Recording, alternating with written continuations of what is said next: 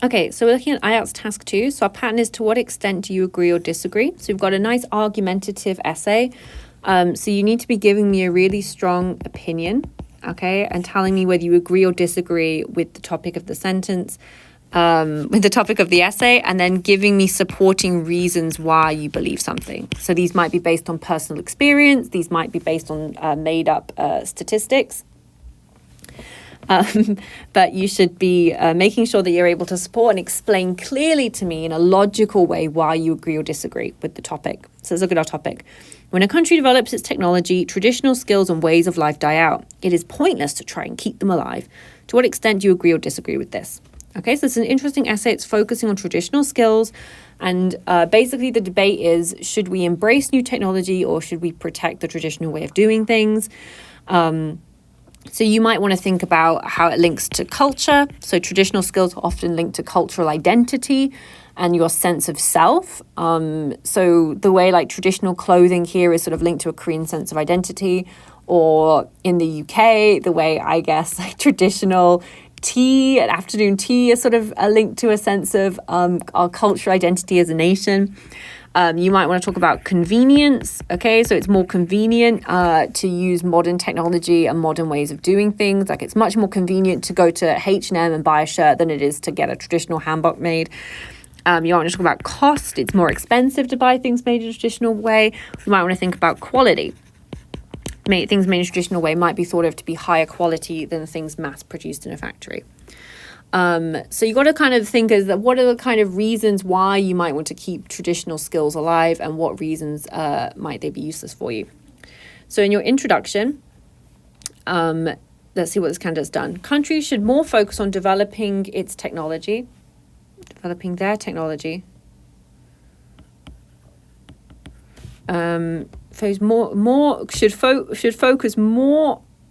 Should focus more on developing their technology than trying to keep traditional skills alive.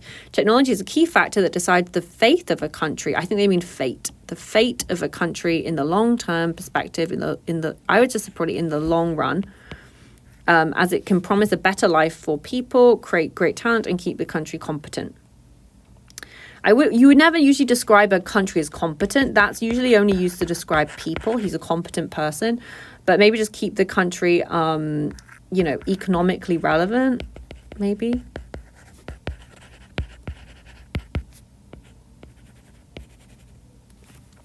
So I think this is okay. We definitely have a strong opinion. So that's good. Okay, so they've clearly picked a side. They've sort of are clearly on one side. I'd like to see them maybe explain the debate a little more. By setting up, the idea that recently, as technology have increased, countries have started to, the people who know how to use traditional skills have been dying out, and young people are not studying them, preferring to use technology. So I'd like to see them maybe explain the background of the debate a little bit more, but for an introduction, I think this is okay.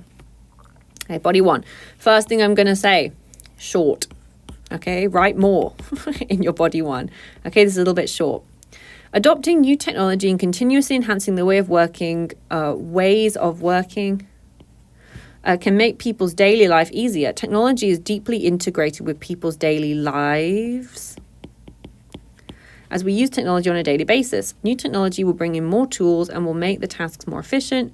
Will bring in more tools or make tasks more efficient, which will eventually lead to saving time. Okay, so this is fine. What I would like to see supporting this is an example. Okay, and that will help beef up your paragraph and make your reasoning stronger. Maybe you could do a contrast with a traditional method.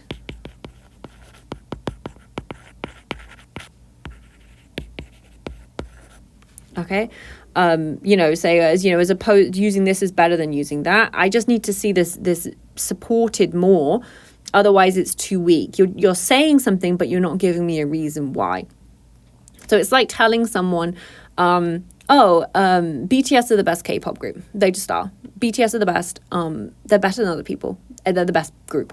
But you need to give me reasons why, right? They're the best because the best group because they have the most number of fans, because they do all this charity work, because they went to go speak at the UN, because a survey of their fans found that their lyrics were more meaningful than other groups or whatever. Do you know what I mean? You need to give me more supporting evidence to make your paragraph a bit stronger.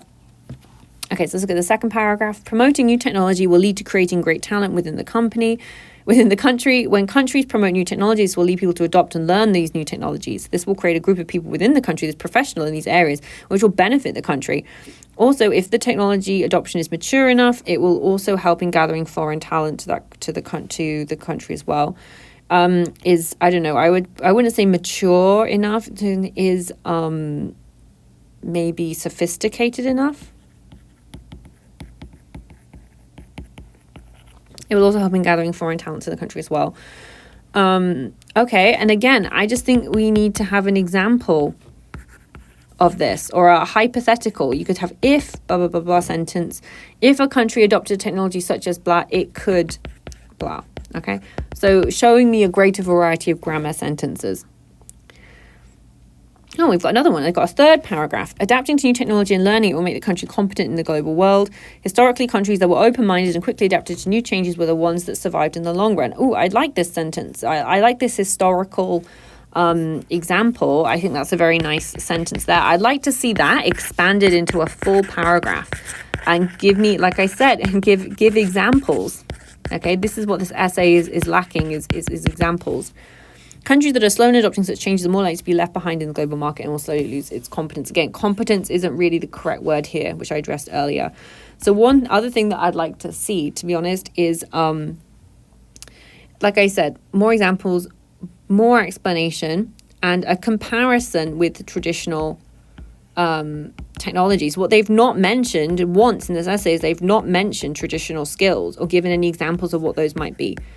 Okay, so here you give an example of countries that that stuck to traditional ways of warfare and fighting and didn't adapt new guns and army formations, but conquered and colonized by other countries, or something like that, so there needs some kind of support.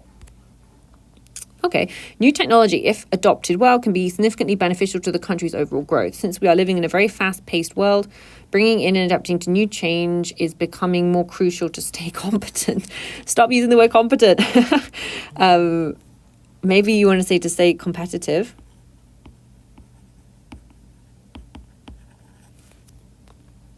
Okay.